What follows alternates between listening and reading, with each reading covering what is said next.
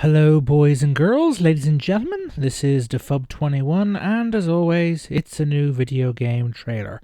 This one is a couple of days old at this stage. I'm getting to it belatedly because there was a bereavement in the extended family, so I've been out of commission for a couple of days with the associated things you do in those circumstances. This is a trailer for a game I'm very interested in, but still have a few qualms about. Space Hulk Deathwing. It's called the Enter the Space Hulk trailer. I think it's a long one. I think it's about 3 minutes and 44 seconds or something like along that level. So it's a longish trailer. Hopefully it won't be CGI or anything. That'll just be in-game footage after in-game footage after in-game footage. So without further ado, let's take a look, and then I'll let you know what I think afterwards. Peggy 16.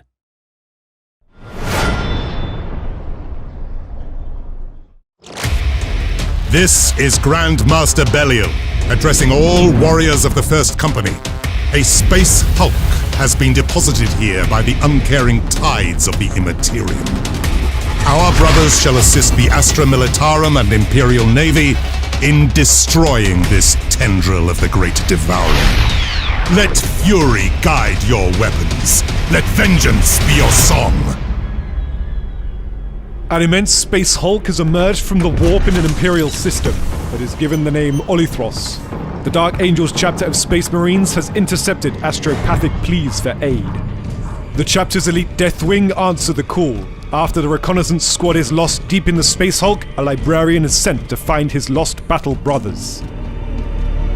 Breaching the hull of the Olithros, the librarian and his battle brothers begin a journey into darkness and revelation. Written in collaboration with Black Library author Gav Thorpe, the campaign that follows is laden with twists and Easter eggs for fans of the Warhammer 40,000 universe. The shipwrecks that make up the Space Hulk are craft that have been lost to the warp across the 10,000 years between the dawn of the Imperium to the 41st millennium. Each and every ship room and corridor in the game is unique, and have been designed by Strum Studio to create environments that offer windows into different aspects of the Warhammer 40,000 universe. Drawing on references and themes in Warhammer 40,000 art and lore, the spaces are colossal, but also detailed down to the purity seals and wall rivets.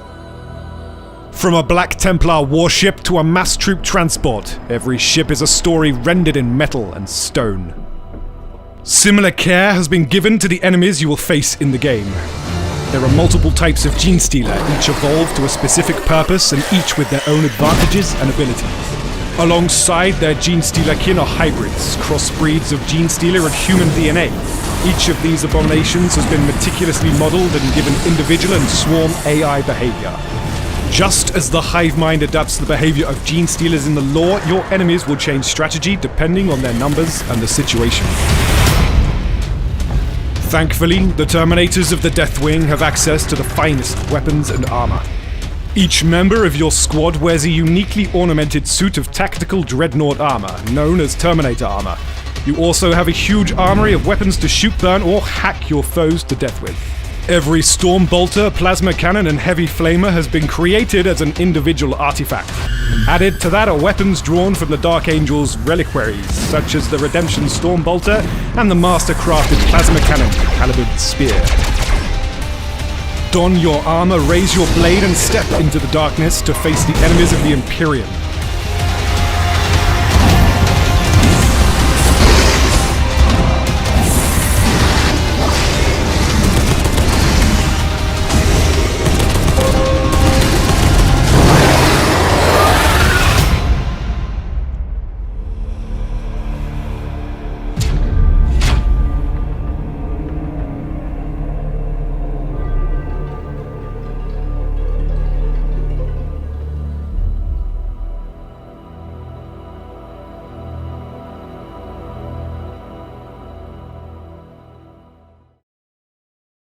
Well, what is there to say?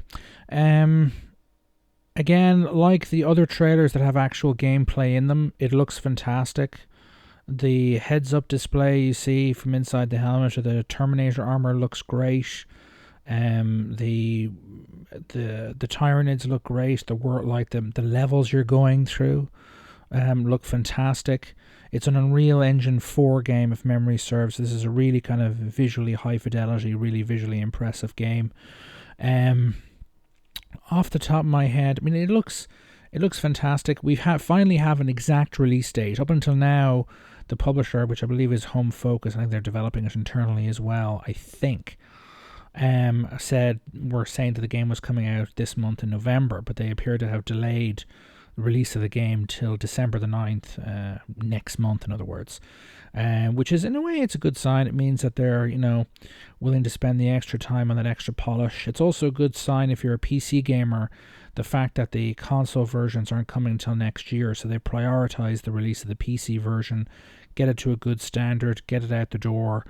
I assume also that they'll get feedback from the PC players in terms who play it, in terms of balancing, finding any bugs they miss, so that which will invariably result in patches and balance changes, which means that the console version will be a more refined experience, one would assume. Although hopefully they're not intending the PC version to be effectively a paid for open beta for the console version. Hopefully that's not the case.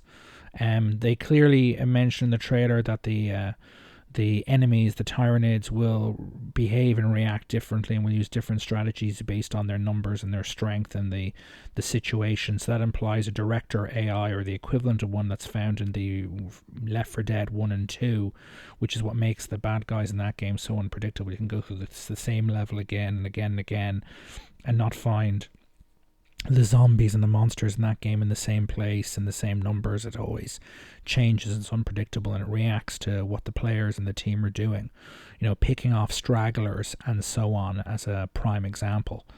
So looks real good, sounds real good. It's currently, if I check here on Steam, it is currently, you can pre-order it for 50 and get 15% off, so it's €33.99 on Steam. It might be cheaper on Amazon. I'd have to take a look there. I'm not sure if there is a physical retail box version of this game coming in the shops, let alone on Amazon. I think there's a console version, but I don't know if there's a PC version at this stage, particularly if you're a smaller publisher / developer, even for a pretty big budget game, which this looks to be. Certainly in terms of production quality, maybe it's not really much of you're best off just staying with digital. You get some more money in your back pocket and you can maybe charge a lower price. Although I think the full launch price after pre-order is €39.40, which is, again, if for those who've looked at the Windows Store, I mean, the PC version of Gears of War 4 is currently there for €69, which for a PC game is absolutely crazy. It's, again, cheaper on Amazon, but just gives you an idea of where pricing is. On Steam, I'm sure the new Call of Duty is like £60, which is a bit on the high end for a PC game, considering how much us PC gamers have to spend on our hardware to keep things current. The minimum recommended specs are listed on the Steam page, but the minimum specs are, but the recommended ones are not, which is, again, this is the thing about the trailer. Yeah, it looks good in the trailer, but what kind of specs are you actually going to need to run the game, even if it's just a 1080p at 60 frames a second? What kind of specs are required to get the visuals to that level? The minimum recommended spec is an Intel Core i5 2400 CPU and an AMD FX A320. That's a 2400 as memory serves, as an older processor than I've got, and I built my machine in 2012, so that's an older chip. 8 gig of RAM, typical these days for minimum. 2 gigabyte DirectX 11 video card, and GTX 660, basically that kind of a NVIDIA graphics card, DirectX version 11, 40 gig install. Not too much of a shock there, considering the quality of the graphics assets they use in these games these days. But the recommended specs, I don't know. There's no mention of DirectX 12 or Vulkan APIs being used, which are the next level kind of software interface for between video games and graphics cards. It's particularly important for someone like me. Again, I've upgraded my graphics card. I have a GTX 970 in my system, but my processor, I bought it in when I built the machine in 2012. So it's an i5 3570, I think it is 3570 processor, if my memory serves. Again, I haven't thought about the exact specs in quite a while. It's done me fine to date, but this is one of those games where I'm kind of worried, if I want to run it the way it does, it looks, and want to have the gameplay and running the way it does in the trailer, exactly, what kind of hardware would I need, and what kind of money would I need to spend. Again, as one of the main advantages of DirectX 12 and Vulkan APIs, they significantly cut down processor workload, which would mean it would just be more kind of graphics chip centric in terms of what you would need to run the game. And my 970, hopefully with if it supports DirectX 12 or Vulkan, I assume it'll be DirectX 12, will hopefully run very well on my system if it's more, because of DirectX 12, more resource efficient. But who knows if that's the case or not until we actually see the final specs and actually see the game in the wild.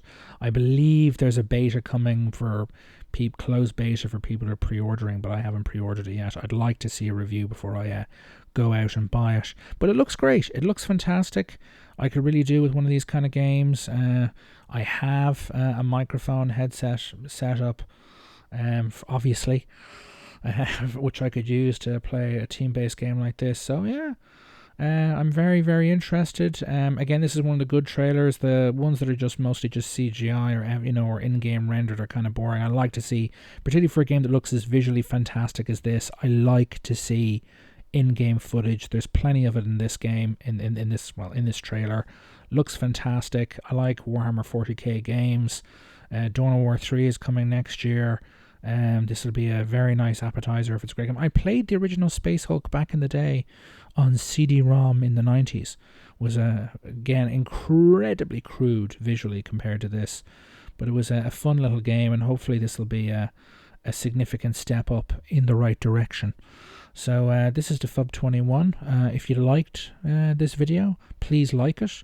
If you haven't already subscribed to my channel for more content like this, please do.